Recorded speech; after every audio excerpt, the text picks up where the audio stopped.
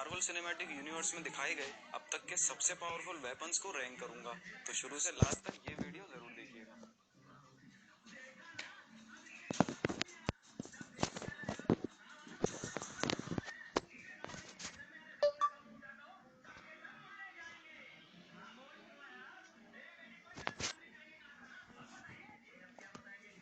लोकी के स्केप्टर को उसकी पावर्स माइंड स्टोन और टेसरेक्ट से मिलती हैं। मार्वल सिनेमैटिक यूनिवर्स में इस वेपन को कई तरह से यूज किया गया है। लोकी इससे एनर्जी ब्लास्ट कर सकता था, किसी के भी माइंड को कंट्रोल कर सकता था।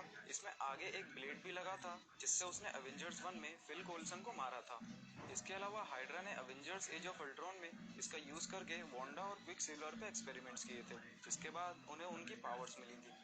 और इसके बाद टोनी स्टार्क ने इसी का यूज करके अल्ट्रॉन को बनाया था। और इसके अलावा एवेंजर्स 1 में स्पेस में बने उस पोर्टल को बंद करने के लिए भी इसी स्केप्चर का यूज किया गया था। तो इस सब के बाद आप अंदाजा लगा सकते हैं कि ये वेपन एमसीयू में कितना इंपॉर्टेंट रहा है।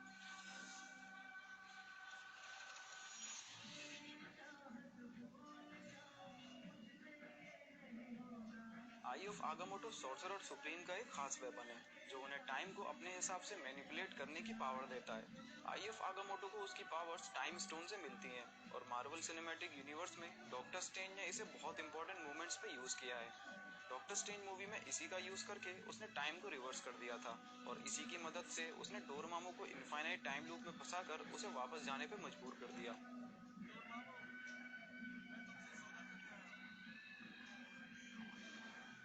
इसके बाद आई ऑफ आगामोटो का असली यूज हमें देखने को मिला इन्फिनिटी वॉर में, जहां डॉक्टर स्ट्रेंज ने इसी का यूज करके 14 मिलियन आउटकम्स देखे और थैनोस को हराने का एक परफेक्ट प्लान बनाया।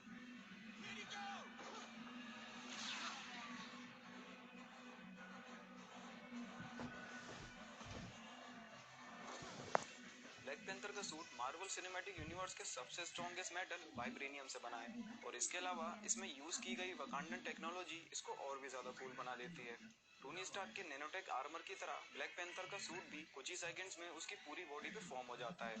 ये सूट लगभग किसी भी अटैक को खुद पे झेल सकता है और साथ ही वो खुद पे हुए हर अटैक की काइनेटिक एनर्जी को स्टोर करके उसको अटैक करने के लिए भी यूज कर सकता है।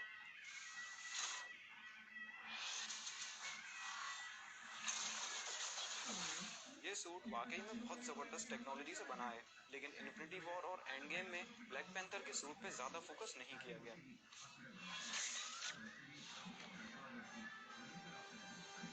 स्पाइडरमैन के वेब शूटर्स किसी भी सुपर हीरोज में सबसे कूल वेपन है। स्पाइडरमैन इनसे अपने मेन वेपन वेब्स को शूट करता है।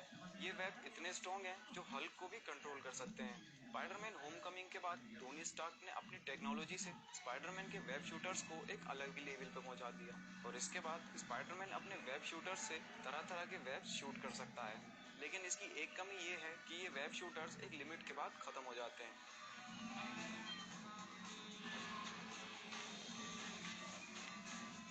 थॉर का हैमर म्यूनिर मार्वल सिनेमैटिक यूनिवर्स का सबसे पॉपुलर वेपन है।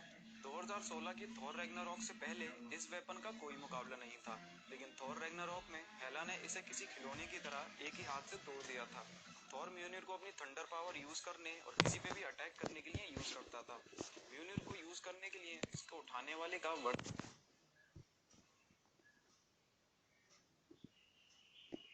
यही असली वर्दीनेस हमें एवेंजर्स एंड गेम में देखने को मिली, जहां कैप्टन अमेरिका ने ऑडियंस को म्यूनिर का और भी ज्यादा फैन बना दिया। कैप्टन अमेरिका की शील्ड रैंकिंग में म्यूनिर से ऊपर इसलिए है क्योंकि मार्वल सिनेमैटिक यूनिवर्स में सिर्फ यही एक चीज ऐसी है जो म्यूनिर के अटैक को झेल सकती है। कैप्टन अमेरिका की शील्ड वाइब्रेनियम से बनी है जो न्यूटन के लॉस को तो फॉलो नहीं करती, लेकिन कैप्टन अमेरिका के लिए एक बहुत इंपॉर्टेंट वेपन है। एवेंजर्स एंड गेम में थैनोस की स्वॉर्ड से भिड़ने से पहले इस शील्ड को अनडिस्ट्रक्टेबल माना जाता था, लेकिन एंड गेम में थैनोस ने इसे अपने डबल साइडेड स्वॉर्ड से तोड़ दिया था।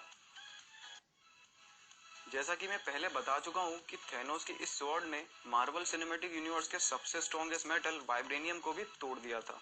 इस स्वॉर्ड का यूज करके थैनोस ने तीनों एवेंजर्स को दिखाया था कि वो बिना इन्फिनिटी गॉन्टलेट के भी सबसे पावरफुल विलन है। इस स्वॉर्ड ने आयरन मैन के सबसे पावरफुल बीम को भी झेल लिया था और साथ ही म्यूनिर और स्टॉर्म ब्रेकर से किए गए अटैक को भी रोक लिया था। जब तक वांडा ने इसे अपनी पावर्स से तोड़ नहीं दिया, तब तक मुझे तो लगा था कि ये स्वॉर्ड ही अकेले तीनों एवेंजर्स को निपटा देगी।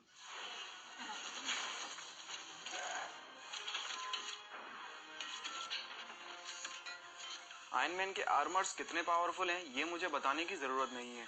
आयरन मैन का आर्मर खुद तो एक वेपन है ही, पर साथ ही बहुत ही हाईटेक वेपन्स का कलेक्शन भी है।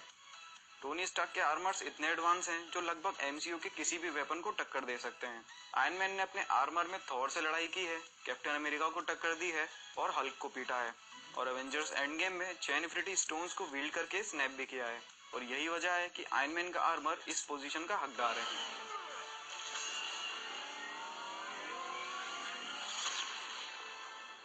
थॉर का स्टॉर्म ब्रेकर एसगार्ड के राजा का सबसे पावरफुल वेपन है।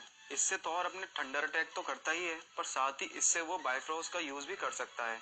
एंड गेम में थॉर ने इसी से थेनोस का सर उड़ाया था, और इन्फिनिटी वॉर में इस वेपन ने 6 इन्फिनिटी स्टोन से किए गए अटैक को भी बीट कर दिया था। लेकिन इस चीज को केविन फाइगी ने बाद में क्लियर कर दिया था कि स्टॉर्म ब्रेकर इन्फिनिटी गॉन्टलेट के अटैक को इसलिए झेल पाया क्योंकि थेनोस ने अटैक करते टाइम स्टॉर्म ब्रेकर की पावर को ठीक से जज नहीं किया था।